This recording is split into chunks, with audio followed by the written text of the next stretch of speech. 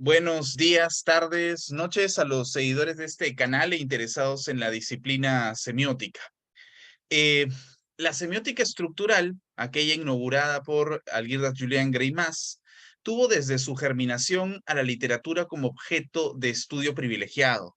Recordemos el análisis del propio Greimas de un cuento de Maupassant de 1976 o la presencia de la literatura en la propuesta de un grado cero de la escritura de Barthes.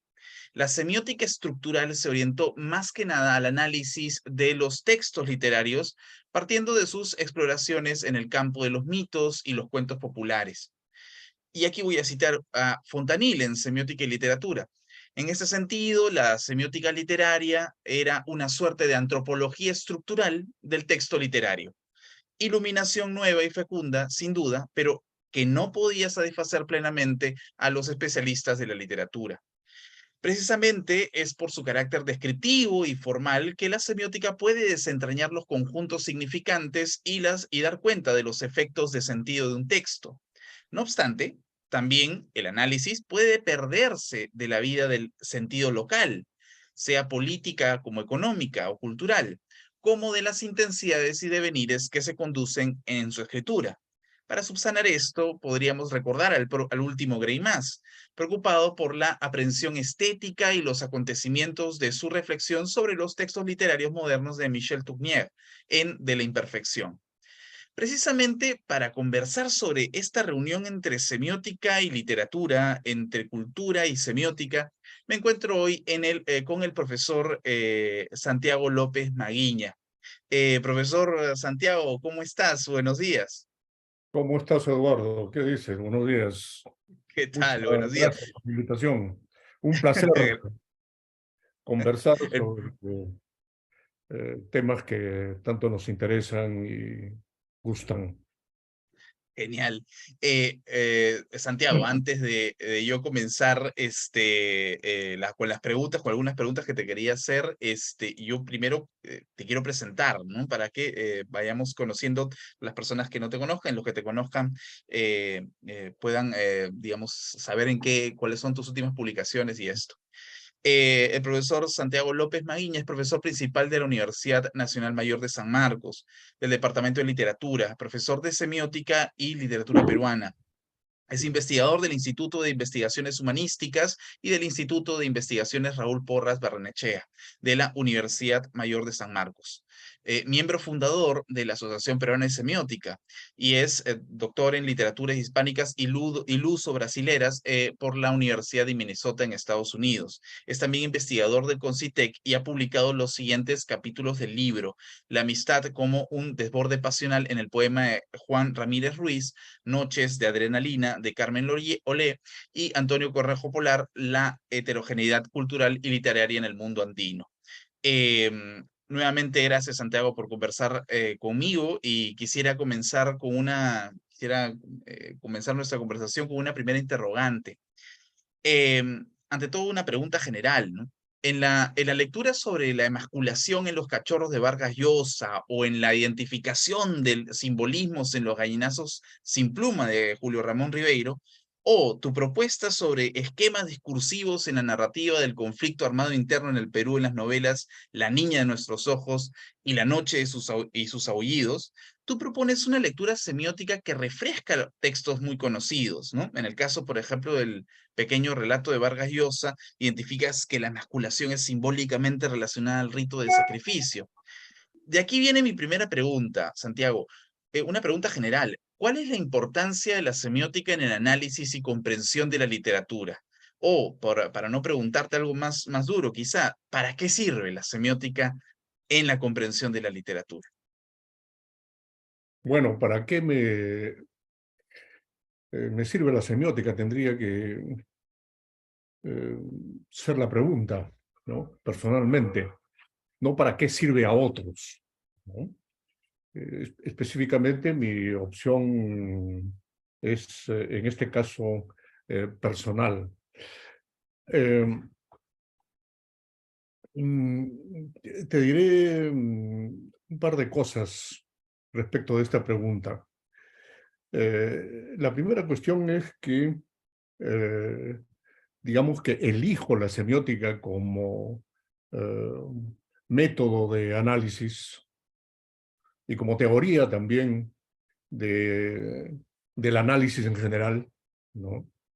Del análisis de cualquier cosa en general, porque me da la seguridad del rigor, ¿no?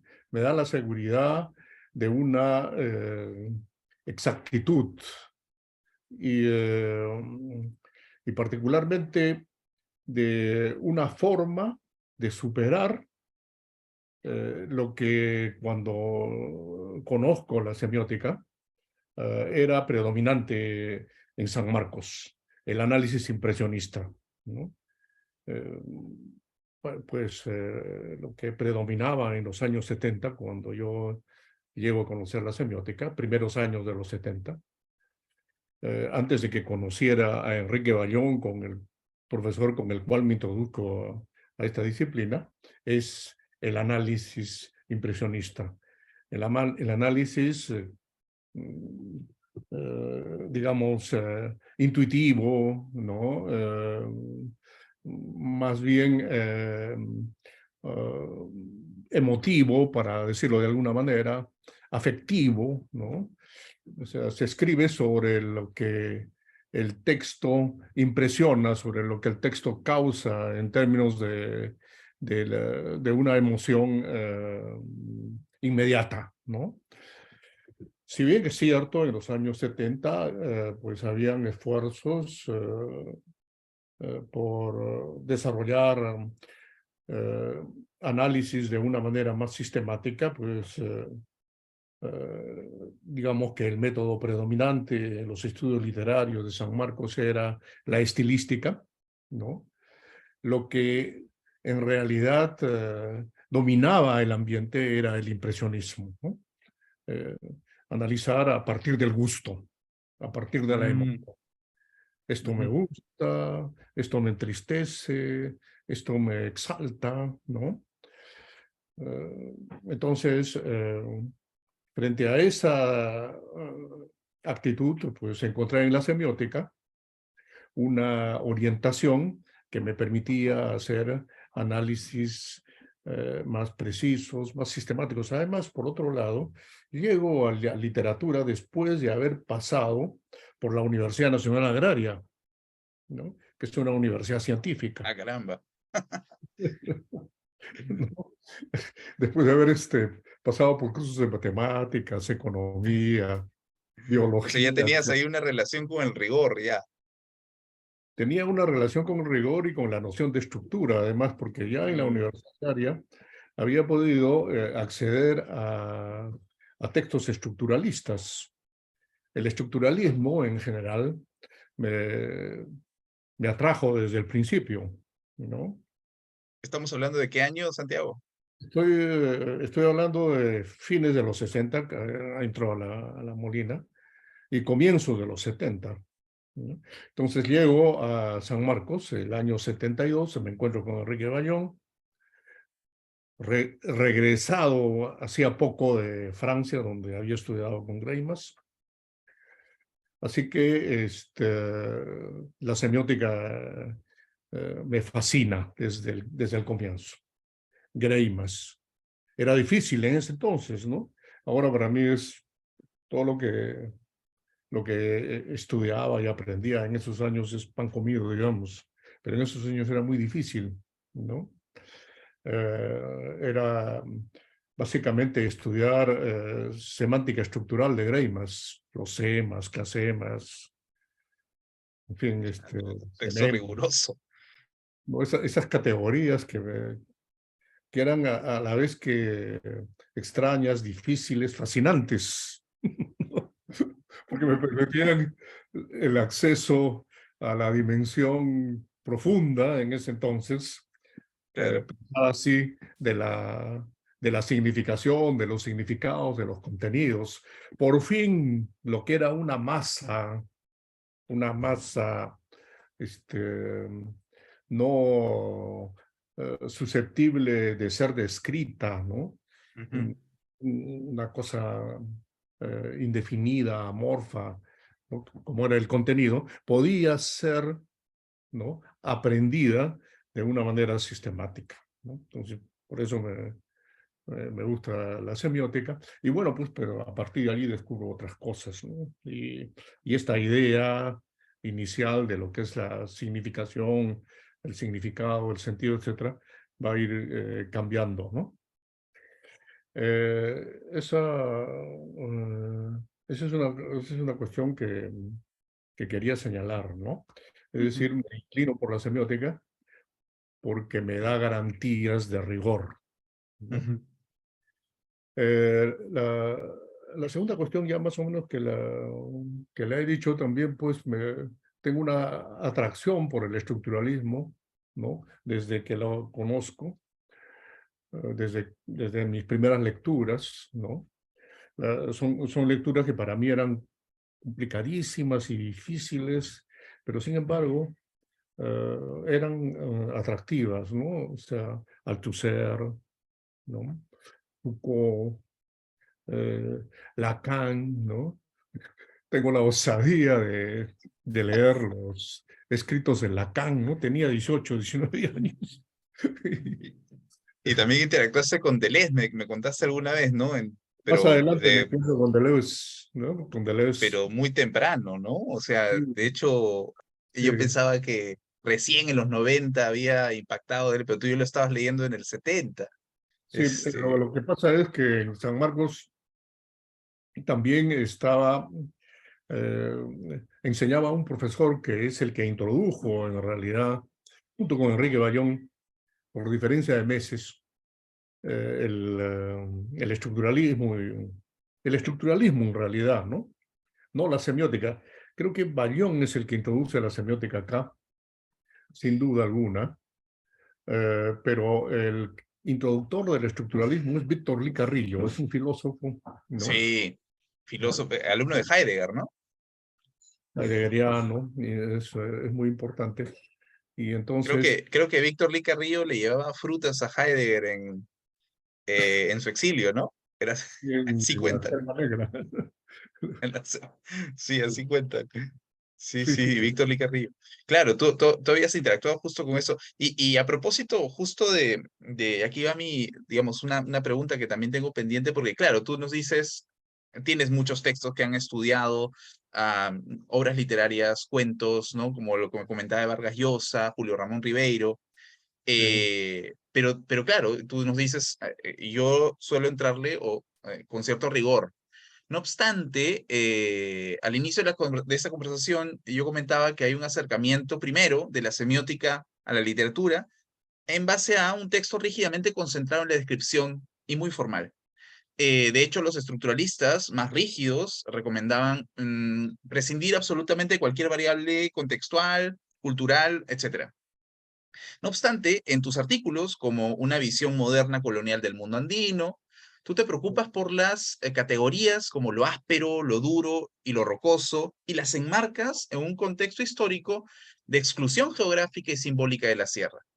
Sí. Después, en Lima, en tu análisis sobre Lima la Horrible, de Sebastián Salazar Bondi, digamos, tratas de enmarcar ese análisis dentro de una visión moderna colonial, ¿no? Un imaginario colonial, ¿no? Y lo mismo haces con Ventura García Calderón. Entonces, mi pregunta es, ¿cómo consideras en tu investigación semiótica estos marcos contextuales, estos fondos históricos, que sin duda se encuentran en la selección de los corpus que tú haces y en los mismos textos, ¿no? Los afecta. Entonces, repito, mi pregunta es, ¿cómo consideras tú en tu investigación semiótica estos marcos culturales, estos marcos contextuales? Bueno, em, eh, me interesa la cultura, digamos, ¿no? Me interesa la sociedad. Eh, a través de los textos literarios, ¿no? Más que la estética de estos, me interesa lo que estos refieren, ¿no? O si tú quieres también lo que estos representan, ¿no? Me interesa la manera como en los textos se construye y se inventa Mira, quiero subrayar la palabra invención. Se inventa, ¿no? El mundo, ¿no? Eh, se inventa, eh, digamos, la vida, ¿no? Las formas de existencia. La forma de existencia que, digamos, eh, las formas de existencias en las que participamos, ¿no? Las formas de existencias que nos hacen ser, ¿no? En las que actuamos. Eh, entonces, eh, no es tanto lo literario, no es tanto la literalidad, si tú quieres, o la literariedad, ¿no? Lo que me interesa cuando leo los textos literarios. Lo que me interesa es este componente de representación, de invención. Ahora, respecto al contexto, es claro que no es el contexto lo que me interesa, ¿no? No es lo que está en el marco del texto, ¿no? Sino lo que me interesa es lo que hay, por decirlo de esta manera, de contexto en el texto. No, no es, no es el exterior reflejado en el texto lo que me interesa analizar, sino pues desde una perspectiva semiótica rígida en este sentido, lo que me interesa es cómo el contexto es fabricado en los textos, cómo es producido, cómo es construido, cómo es armado, cuáles son los componentes que se delimitan y las relaciones que se establecen. Y a lo largo de estos años, a lo largo de estas décadas en las que he ido trabajando análisis, más bien he ido orientándome hacia el análisis de la dimensión expresiva. Y más específicamente, desde siempre, lo que me ha interesado es, eh, digamos, la función, el rol de las figuras, ¿no? Cómo las figuras van construyendo significación y sentido. Cómo las unidades de la expresión son, a mi modo de ver, determinantes, ¿no? Yo, con el correr de los años, he ido descubriendo que la significación lo he ido descubriendo de una manera patente, de una manera práctica, a partir de las reflexiones incluso, y a partir de las lecturas, eh, de lecturas recientes, por ejemplo, mis lecturas recientes son antropológicas, de Cola y Latour, fundamentalmente en los últimos años, y mucha antropología andina y amazónica, ¿no? Entonces, a partir de allí he ido descubriendo, eh, personalmente, ¿no? Es un descubrimiento que de todas maneras se ha hecho por otros, ¿no? Forma parte de la comunidad semiótica, pero he ido descubriendo de manera patente que la significación no es un asunto de relación entre la expresión y el contenido, ¿no? Sino es un asunto de la manera como las expresiones forman contenido, Entonces, ¿no? Cómo las figuras constituyen los contenidos, los colores, los sonidos, la sonoridad en José María Arguedas, en todas sus novelas, ¿no? Van definiendo el contenido, si entendemos por contenido los estados de ánimo, ¿no? Los conceptos que son estados de ánimo también. Entonces, están definidas, ¿no? Por sensaciones, ¿no? Por percepciones, ¿no? Por matices, por diferencias de tono, etcétera, ¿no? Que, que forman parte de lo que se denomina el plano de la expresión. por eso es que tu preocupación es, por ejemplo, lo icónico en Sebastián Salazar Bondino, el grito en la emasculación en el cuento de los Sí. cachorros, ¿no? O sea, o lo que te decía, lo áspero, ¿no? Enmarcado dentro de, claro, como figuras estéticas, que también nos recuerdan un poco, claro, a este de la imperfección en Greimas, pero que tú lo estás relacionando mucho con este texto que sé que estás traduciendo, que es de Tierras de Sentido, ¿no? De un texto coautoral que escribe Fontanil. Entonces, me gustaría que me cuentes un poco más de esta incursión que tú estás haciendo con este texto de Terre de Sens de Jacques Fontanil y Nicolás Cueña, eh, Tierra donde de... tú estás, sí, Sí. Tierra de Sentido, donde tú estás incorporándolo en tus análisis, ¿no? Sobre todo me parece que estás, creo que interesado en el tema de Arguedas y en el tema del Zumbayu, por ejemplo, dentro de ríos profundos, ¿no? Sí. Sobre eso, ¿qué nos podrías comentar?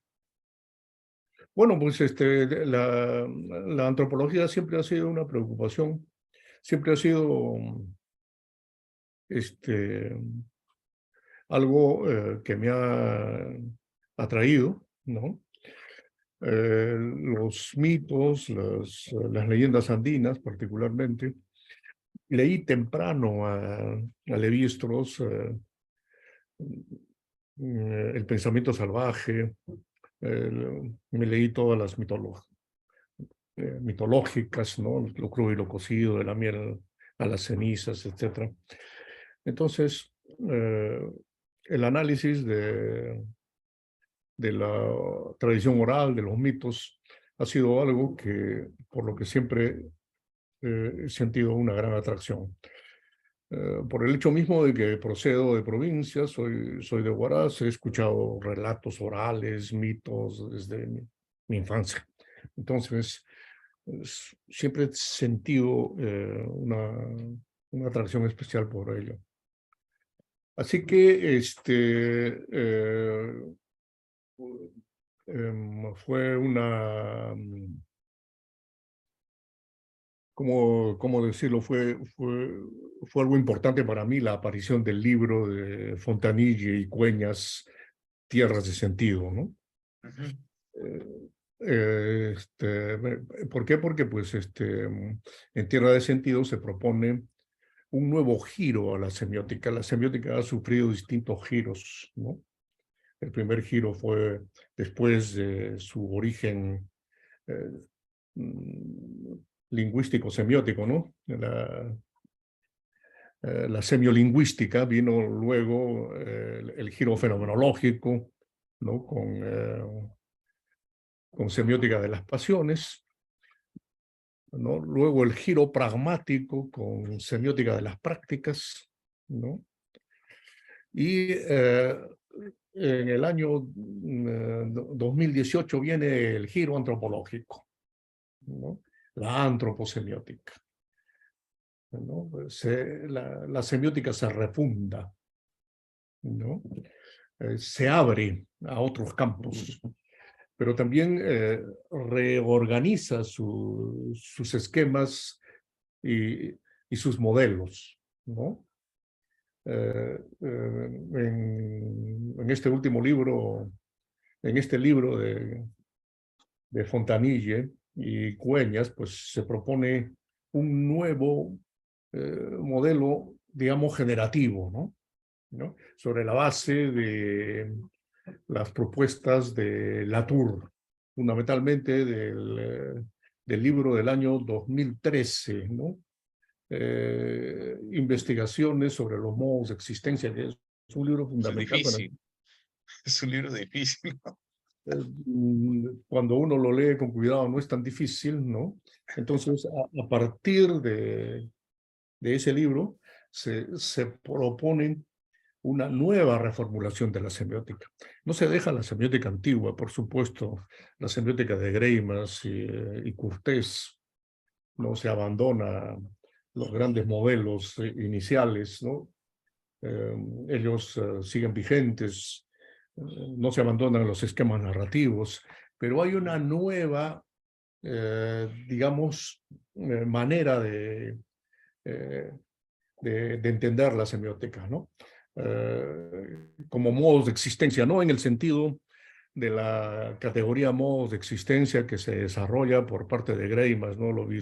La virtualización, actualización, potencialización, realización, sino a la manera en que entiende modos de existencia, tanto Latour como de Cola, ¿no? O de Cola, no sé exactamente cómo se pronuncia. Philippe de Colin, ¿no? Sí.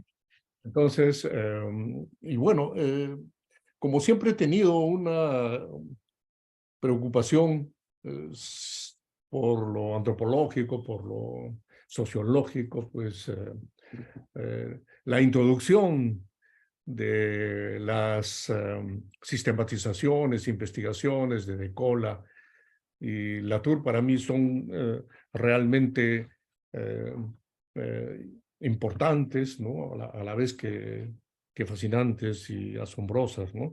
Lo último que ya estoy trabajando sí esa dirección, ¿no? Ujú, Eh, Básicamente estoy trabajando ahorita un largo estudio sobre el primer capítulo de Los Ríos Profundos, ¿no? Eh, Basado en los postulados básicamente de Cola, pero dentro de una orientación semiótica, ¿no? Sería un poco largo hablar en una entrevista sobre un asunto que recién está siendo desarrollado, ¿no? ujú. Y tú has preferido, digamos, o sea, es interesante cómo tú has acoplado este tercer giro, como tú lo llamas, de la semiótica en tendencias pues hacia a lo antropológico, ¿no? Y te has ido por el camino de Fontanil, ¿no? Mi pregunta es un poco caprichosa, pero ¿y qué te parece Marciani, por ejemplo, que es otro semiótico que también, Sí, sí. Marciani, que ha No lo este, conozco, lamentablemente. no te creo, Sí. porque justo acabamos de salir publicado por la Universidad de Lima, el fondo, el libro de Francesco Marciani, No que lo. se llama Trazados de Etnosemiótica, se llama. Escucha, Este, ay, voy a correr a. sí, sí, sí, ay, ay, ay, qué bueno. Pero porque justo tú, y tú estabas traduciendo, me parece, el libro de Estoy traduciendo el Fontanil. libro de Fontanille y Cueñas, ¿no? Tierra de sentido. Terre du Ujú, ujú, Sens. ujú, Es ujú, difícil la claro, porque traducción, ¿eh? Pero así. sí, sí.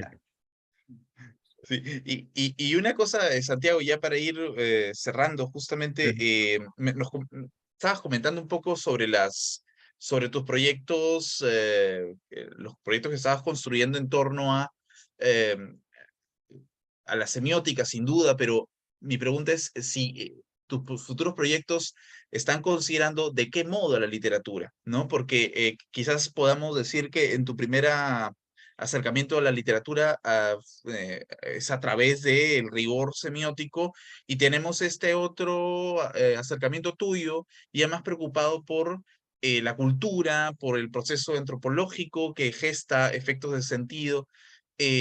Entonces, en este marco, en esta perspectiva, ¿cuáles son los futuros proyectos que tú estás preparando para nosotros, tus lectores?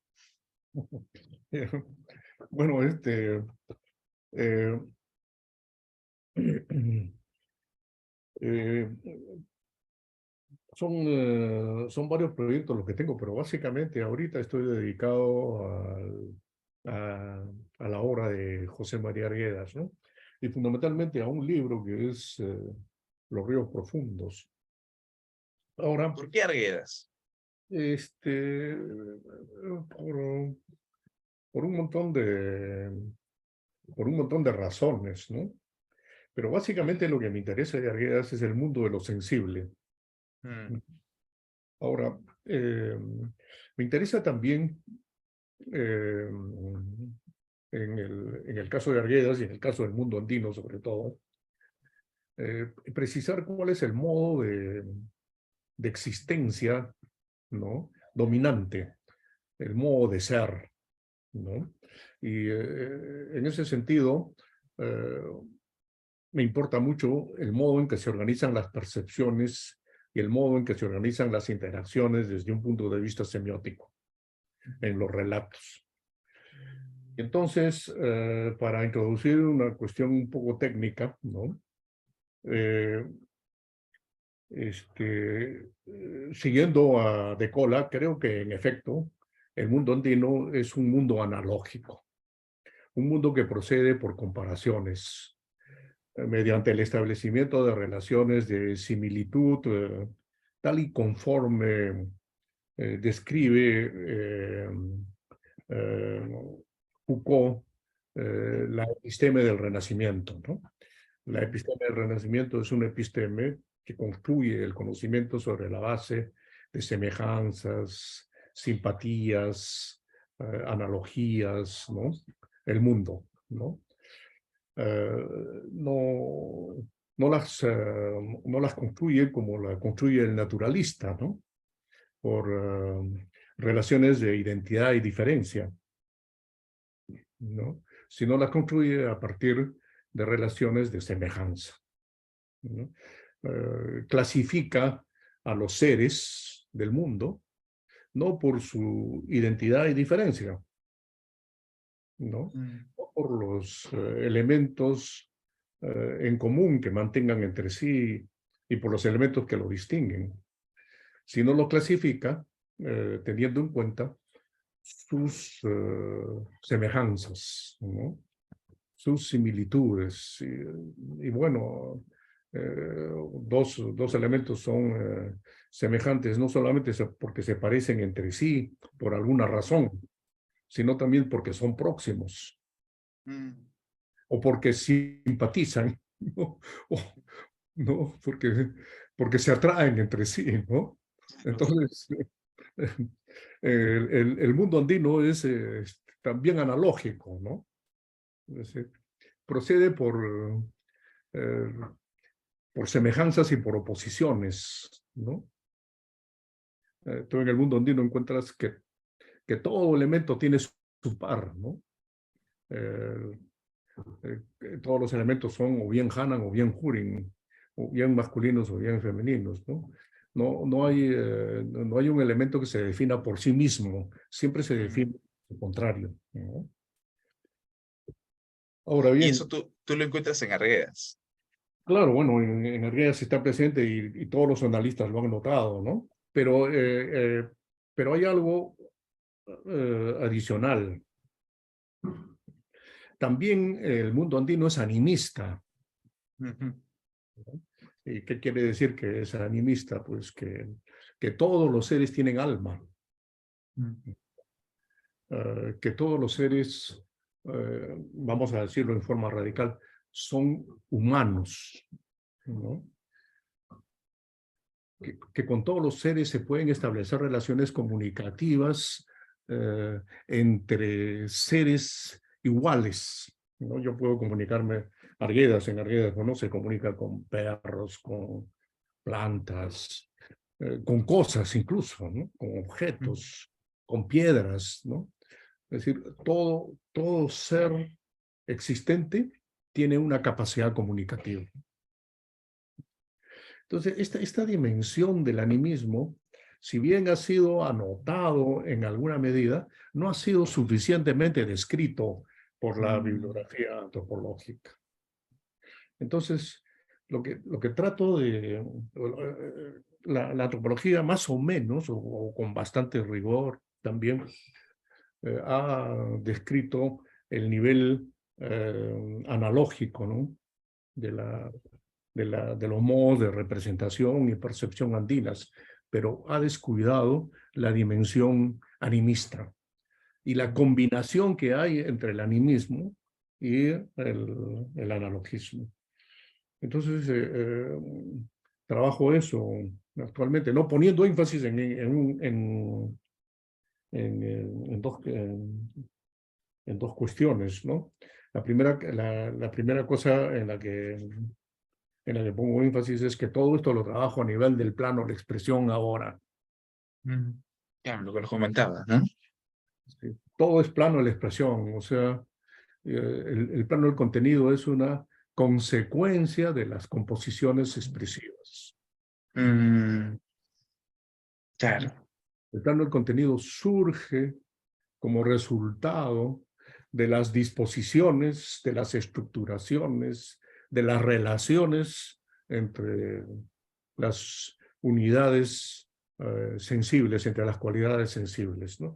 El plano del contenido no precede, no es anterior al plano de la expresión. Mm, Yo diría que tampoco es posterior al plano de la expresión, es parte del plano de la expresión, ¿no? Es un universo significante, si tú quieres plantearlo de ese modo, ¿no? ujú, Eh, entonces, ese es un punto, ujú, ¿no? ujú, Y el, el segundo punto son las estrategias, ¿no? Los modos, las maneras en que se organizan estas percepciones. Y allí un poco que hago una extrapolación por el momento, algo forzada. Eh, ah, intento, intento ver estas composiciones como cuadros. mm, Me interesa la dimensión plástica, ¿no? O sea, claro, digamos que para mí, si bien la dimensión narrativa es muy importante, ¿no? Me interesa ver cómo es que la dimensión narrativa es puesta en figura, si tú quieres, puesta en imagen. ujú, ujú. Me interesan las imágenes, incluso uh, uh, cómo se podría ver cinematográficamente esa, Uy, esa composición. Y allí pues me interesa mucho lo que ha trabajado nuestro profesor Desiderio Blanco y, claro, y la orientación de Deleuze, ¿no? claro, De justo en eso pensaba. imagen-movimiento, no se Qué puede buen ver. libro. Qué buen, sí, sí, qué buen libro. Imagen-movimiento que pues, es extraordinario, ¿no? Entonces, eh, y luego también, por supuesto, no puedo dejar de mencionar la ayuda que me presta en el estudio de lo icónico, ¿no? De ver eh, las narraciones icónicamente, es François, estoy olvidando de mi gran profesor. ¿Grupo mío o...? No, bueno, que me perdone.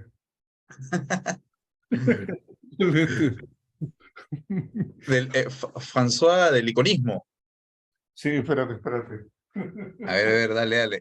Porque está por acá. Y claro, por supuesto que el grupo mío, bueno, pero ya, Claro, el grupo mío tiene todo un tratado sobre el signo visual, ¿no? claro, Y sí, todo sí, ese sentido del iconismo. Eh, tratado ¿No? del siglo visual, pero espérate, ahorita, A ver, dale, métele, métele. es muy Ah, Jean-François Bourdon, claro. ¿Ese cuál es? Ahí, por la... A ver, Equinocité es image, la iconocidad de sus imágenes. No está traducido al español, por uy, ese no lo he lamentablemente, leído, fíjate. ¿no? Es fundamental. Y este libro más aún todavía, Imagen y Verdad, Este es de Bourdon, ¿no? claro, son básicos. No se puede, no se puede construir una antroposemiótica sin tener, desde mi punto de vista, suficiente claridad sobre lo que es la imagen, ¿no? Sí, Este sí, es sí, otro, sí, sí. este es otro libro, pero bueno, ya A que ver, estamos, voy a este libro de acá. a ver. Ah, Déscola, sí, la forma visual. Ese no lo he leído tampoco. ¿Me lo recomiendas? Recién ha aparecido hace poco, hace un par de años. El 2021 apareció, ¿no? Ah, ese no lo he leído. Ah, este de acá, y le iconicité es Image, ¿no? Que es Sí. este, lo voy a proyectar para los que están interesados por aquí. ¿No? No, La iconocidad y sus imágenes, estudio semiótico de Jean-François Bourdon. y también este Eh, proyecto Claro, también habría que proyectar el libro de Cola, ¿no? Es fundamental el Sí. libro de Cola. Ah, ese no lo he leído. Te cambia, te cambia el mundo. Ese no lo he leído. Yo he leído el clásico, pues, ¿no? Bueno. Bueno, Santiago, ya nos estamos distendiendo. Ha sido más que un gusto tenerte acá. Yo creo, voy a decir algo, si me permites, creo que al menos en el Perú, no puedes hacer semiótica si es que no has pasado la rigurosa lectura de Santiago López Madilla, ¿no? Justamente porque su lectura te ayuda a potenciar y a darte cuenta de muchas quizás vacíos que puedas tener o superar algunos conflictos epistemológicos. Santiago, eres un referente en el Perú, déjame decirte, No, y me ha terrible. dado mucho gusto tenerte acá, conversar contigo y saber un poco sobre tu mundo semiótico, sobre cómo te acercas a los objetos de estudio y cómo piensas a la semiótica en el Perú. Muchas gracias por compartir tu tiempo. No sé si deseas agregar algo más para finalizar la entrevista. Pues habría que seguir hablando nada más, a ir aclarando, porque uno aclara las ideas cuando uno conversa, y Sí, sobre todo cuando uno conversa formalmente, ¿ah? Más sí, que formalmente, ¿no? cuando conversa Entonces, y cuando enseña también. eh, se va aclarando Gracias. lo que a uno le falta. Gracias, Santiago, por estar acá. Y bueno, nos despedimos. A las personas que están viendo esta entrevista, nos vemos en una siguiente ocasión y detengo entonces aquí nuestra conversación. Hasta luego, hasta pronto. Nos vemos, muchas gracias.